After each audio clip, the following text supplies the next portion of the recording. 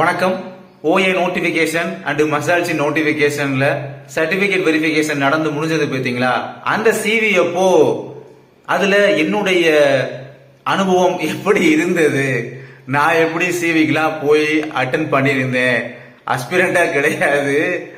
So எப்படி போயிருந்தேன், so அங்கே என்ன நடந்தது, அதில் குறிப்பாக ஸ்பாட்லேயே பார்த்தீங்கன்னா எந்த ஒரு விஷயத்துக்காக ரிஜெக்ட் பண்ணாங்க அந்த விஷயத்தை நம்ம பார்க்க போகிறோம் இந்த ஒரு வீடியோவில். வாங்க வீடியோக்குள்ள போகலாம்.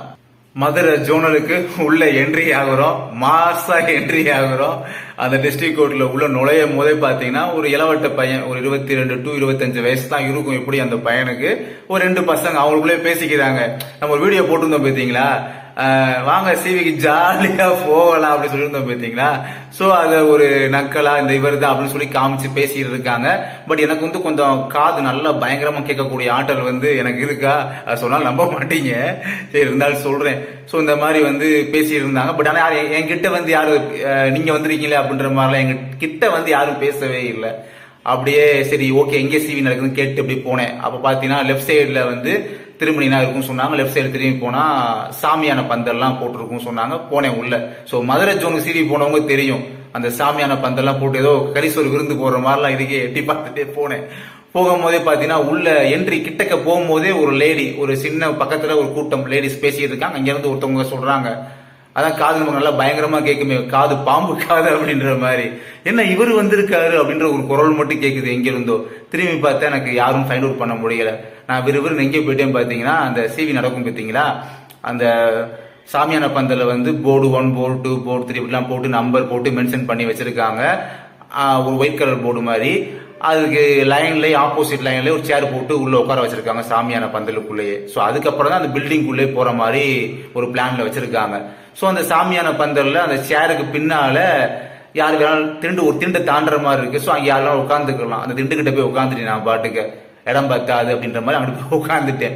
ஸோ உட்காந்ததுக்கு அப்புறம் பார்த்தீங்கன்னா நம்மளுடைய புத்தின்றது சும்மா இல்லை, அங்கே போய் கேட்க தோணுது, நீங்க என்ன கம்யூனிட்டி, என்ன மார்க்கு, என்ன ப்ரியாரிட்டி இருக்கா, நான் ப்ரியாரிட்டி அப்படின்ற சர்வே ஃபுல்லாக எடுத்துட்டு இருந்தேன். ஏன்னா வந்தவங்க ஃபுல்லாக மோஸ்ட்லி சிவகங்கை டிஸ்ட்ரிக்ட். ஸோ அந்த டிஸ்ட்ரிக்ட்ல எப்படி இருக்காங்க அப்படி சுச்சுவேஷன் புரிஞ்சுக்கிறதுக்காக சர்வே அப்படின்றது ஒரு லிஸ்ட் போட்டு எடுத்துக்கிட்டு இருந்தேன். சரி இந்த விஷயம்லாம் அப்படியே ஒரு புறம் ஒதுக்கி வைப்போம், இருக்கட்டும், ரைட்டு. இப்போ வந்து முக்கியமான 5 பாயிண்ட்ஸ் இந்த வீடியோவில் பார்க்க போறோம். ஃபர்ஸ்ட் பாயிண்ட், இந்த உங்களுக்கான ஸ்கில் டெஸ்ட் தான் இருக்கும் பாத்தீங்களா, சாரி இந்த டிரைவருக்கான ஸ்கில் டெஸ்ட் சொல்லுவாங்க பாத்தீங்களா, அவங்களுக்குலாம் அந்த ஸ்கில் டெஸ்ட் அப்ப குட், ஆவரேஜ், புவர் இந்த மாதிரிலாம் ஆப்ஷன் இருக்கும். அதுல வந்து ஆவரேஜ் இல்லாட்டி குட் இந்த மாதிரிலாம் மென்ஷன் பண்ணுவாங்க. ஸோ அதே மாதிரி சிவி சர்டிபிகேட் வெரிஃபிகேஷன் டைம்லையும் சரி நீங்க கிளம்புங்கன்னு சொன்னதுக்கு அப்புறம் நீங்க போனதுக்கு அப்புறமா அந்த மாதிரி ஏதோ ஆவரேஜ் குட் அந்த இடத்துல ஏதோ ஒரு பாயிண்ட் மென்ஷன் பண்ணிக்கிட்டாங்க அப்படின்ற மாதிரி விஷயத்தையுமே நான் கேள்விப்பட்டேன். அதாவது இந்த டிரைவருக்கான ஸ்கில் டெஸ்ட் அப்ப அதை ஃபாலோ பண்ணுவாங்க. ஸோ அந்த மாதிரி ஒரு விஷயத்தை இதுலயும் ஃபாலோ பண்ணாங்க அப்படின்ற மாதிரி நான் கேள்விப்பட்டேன். அடுத்து செகண்ட் பாயிண்ட், நான் திரும்ப ஆஃப்டர்நூன் பாத்தீங்கன்னா 2:30 மணிக்கு மேல அகைன் நான் இங்க வந்தேன், டிஸ்ட்ரிக்ட் கோர்ட்டுக்கு வந்தேன். அதே வெள்ளிக்கிழமை அதே நாள்ல தான். அப்ப வந்து இந்த செகண்ட் பாயிண்ட் படி பார்த்தோம்னா என்னன்னா, உங்க ஒவ்வொருத்தரையும் ரிமார்க் பண்ணாங்க பாத்தீங்களா, போச்சு ரிமார்க் பண்ணிட்டாங்களா, போச்சு ரிஜெக்ட் பண்ண போறாங்களோ அப்படின்ற ஒரு பயம்லாம் இருந்துச்சு பாத்தீங்களா. ஒரு சிலருக்கு அந்த பயம்லாம், அதாவது ரிமார்க் அப்படின்றது ஒண்ணுமே கிடையாது. அதாவது நோட் பண்ணி வைப்பாங்க பாத்தீங்களா, அதுதான் அவங்க ரிமார்க்ன்ற அனதர் வேர்ட்ல யூஸ் பண்றாங்க. அதாவது குறிப்பு எழுதுதல் தமிழ்ல, அதுதான் நம்ம இங்கிலீஷ்ல வந்து நோட் பண்ணி வைக்கிறாங்க சொல்லுவோம் பாத்தீங்களா, அதுதான் அவங்க ரிமார்க்னு சொல்றாங்க. சோ ரிமார்க்னா அப்படியே ஏதோ பிளாக் மார்க் இந்த மாதிரிலாம் கிடையாது, ஓகேங்களா. சோ அதான் ரிமார்க். நோட் பண்ணி வைக்கலாம் கூட நம்ம சொல்லலாம், அப்படி கூட சொல்லிட்டு போயிடலாம் அந்த வேர்ல கூட. அப்படி நோட் பண்ணப்பட்ட விஷயங்கள் இருக்கு பாத்தீங்களா, உங்க முன்னால நோட் பண்ணி வச்சாங்க. அந்த விஷயங்களை எல்லாம் பாத்தீங்கன்னா மதியத்துக்கு மேல ஒரு 3 மணிக்கு மேல ஒர்க் எல்லாத்தையும் முடிச்சுட்டு அவங்களுடைய அபிஷியல் லாகின் போர்ட்டல் இருக்கு பாத்தீங்களா, அந்த வெப் போர்ட்டலை ஓபன் பண்ணி ஒவ்வொரு கேண்டிடேட்டுக்குமே, அதுல குறிப்பா அந்த டேட்ல பிரசன்ட் ஆன கேண்டிடேட் இருக்காங்க பாத்தீங்களா, அந்த கேண்டிடேட்டுடைய அந்த ரிமார்க் பண்ணப்பட்ட விஷயங்கள், அதான் மார்க் பண்ணப்பட்ட விஷயங்களை ஃபுல்லா பாத்தீங்கன்னா டேட்டாஸ் ஃபுல்லா பாத்தீங்கன்னா கொடுக்குறாங்க. அதுல அவங்க அந்த அபிஷியல் வெப் போர்ட்டல்ல அப்படி அப்டேட் பண்ணும்போது தான் ஒரு விஷயத்தையும் நம்ம தெரிஞ்சுக்க முடிஞ்சது. அதுதான் இப்ப நான் சொல்ல போற 3வது பாயிண்ட். சர்டிபிகேட்ஸ்ல நீங்க கொண்டு போன ஆல் சர்டிபிகேட்ஸ்ல உங்களுடைய டிரான்ஸ்ஃபர் சர்டிபிகேட், மாற்றுச் சான்றிதழ் தமிழ்ல சொல்லுவாங்களே, அது நீங்க ஒரிஜினல் கொண்டு போகல அப்படின்னா அந்த பர்சன் கண்டிப்பா உறுதியா 100% ரிஜெக்ட்டுங்க, அதுல மாற்று கருத்தே கிடையாது. அதை நம்ம அப்ப அங்கேயே பாத்தீங்கன்னா கேட்டு உறுதிப்படுத்தியாச்சு. என்ன ரீசன்னா மாற்றுச் சான்றிதழ் அப்படிங்கிறது அவங்களுடைய லாஸ்ட் ஸ்டடிடு டிசி, லாஸ்டா இங்க படிச்சு முடிச்சாங்களோ அங்கே தரக்கூடிய டிசி. ஸோ அவங்க வந்து ஒரு 10th 12th முடிச்சுட்டு இல்லாட்டி ஒரு பாலிடெக்னிக்கோ எனி ஒன் முடிச்சுட்டு அதுக்கப்புறம் ஒருவேளை யூஜி படிக்கிறதையோ இல்ல வேற மேற்படிப்பு படிக்கிறதையோ மறைக்கக்கூடிய ஒரு செயலாக ஒரு சந்தேகம் வரும் இல்லைங்க பார்த்தீங்களா? அந்த ஒரு ரீசனால தான் நான் வந்து 12th வரை தான் படித்தேன், அது வரை டிசி என்கிட்ட இருக்கு, இல்ல 10th வரை தான் படித்தேன், அது வரை டிசி என்கிட்ட இருக்கு, என்கிட்ட அதுக்கான ஜெராக்ஸ் காப்பி மட்டும் தான் இருக்கு அப்படின்னு சொல்லி ஜெராக்ஸ் காப்பியை மட்டும் கொண்டு போய் நீட்டினவங்க சிவியில் இருக்காங்க பாத்தீங்களா? நான் சொல்றது சர்டிபிகேட் வெரிஃபிகேஷன்ல டிசி ஜெராக்ஸ் கொண்டு போனவங்க மட்டும் சொல்றேன், ஒரிஜினல் கொண்டு போகாம. அந்த பர்சனை கண்டிப்பா 100% ரிஜெக்ட் அப்படின்றது பண்ணிட்டாங்க. இந்த விஷயத்தை பாத்தீங்கன்னா இவர் வந்து ஒரிஜினல் கொண்டு வரல, ஜெராக்ஸ் பிசி மட்டும் தான் கொண்டு வந்திருக்காரு அப்படின்றத ரிமார்க் பண்ணி, அதான் நோட் பண்ணி, சோ இந்த ரீசன்னால இவர் வந்து ரிஜெக்டட் அப்படின்ற வேர்டையுமே மென்ஷன் பண்ணி அந்த பர்சனை அப்பயே மதுரை ஜோனல்ல அந்த ஆபீசர் பாத்தீங்கன்னா அவங்க ரிஜெக்ட் அப்படின்றத பண்ணிட்டாங்க. ஆமா, ரிஜெக்ட் பண்ணிட்டாங்க. மற்ற எல்லா விஷயங்களையும் பாத்தீங்கன்னா காமனா மற்ற எல்லா விஷயங்களையுமே நோட் பண்ணி, அதான் ரிமார்க் அப்படின்றத வச்சு அவங்க அப்டேட் பண்றதை அப்டேட் பண்ணிட்டாங்க.